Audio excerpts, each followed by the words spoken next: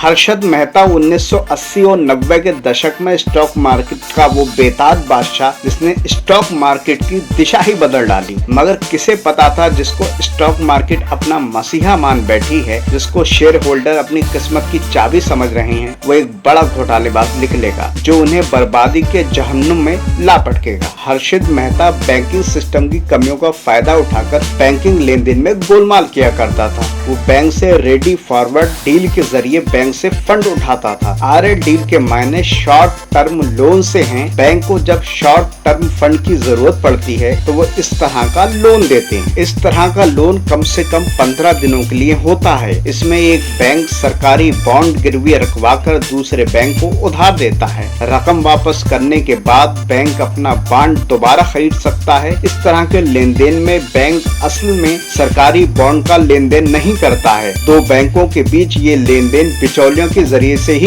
किया जाता है। को इस तरह के लेन देन की बारीकी से जानकारी थी। बस फिर क्या था, हर्षद मेहता ने अपनी पहचान का फायदा उठाते हुए हेर फेर करके पैसा कमाया। फिर इसी पैसे को बाजार में लगाकर मुनाफा कमाया। हर्षद मेहता बाजार में ज्यादा से ज्यादा पैसा लगाकर मुनाफा कमाना चाहता था, लिहाजा उन्होंने जाली बैंकिंग रसीद जारी करवाई। इसके बाद उन्होंने दो छोटे छोटे बैंकों को हथियार बनाया। इसमें बैंक ऑफ कराड़ और मेट्रोपॉलिटन कोऑपरेटिव बैंक में अपनी अच्छी जान पहचान का फायदा उठाकर हर्षद मेहता बैंक रसीद जारी करवाता था। लेकिन बाजार में गिरावट के बाद जब बैंकों का पैसा 15 दिन के भीतर नहीं लौटा तो उसकी पोल खुल गई। हर्षद मेहता की करतूतों का खुलासा होने के बाद शेयर बाजार के लिए रेगुलेटर की कमी महसूस होने लगी। इसके बाद मार्केट रेगुलेटर सेबी का गठन हुआ। इसी बीच 1992 में हर्षद मेहता के इस राज से टाइम्स ऑफ इंडिया के पत्रकार सुचेता दलाल ने पूरी तरह से पर्दा हटा दिया और हर्षद मेहता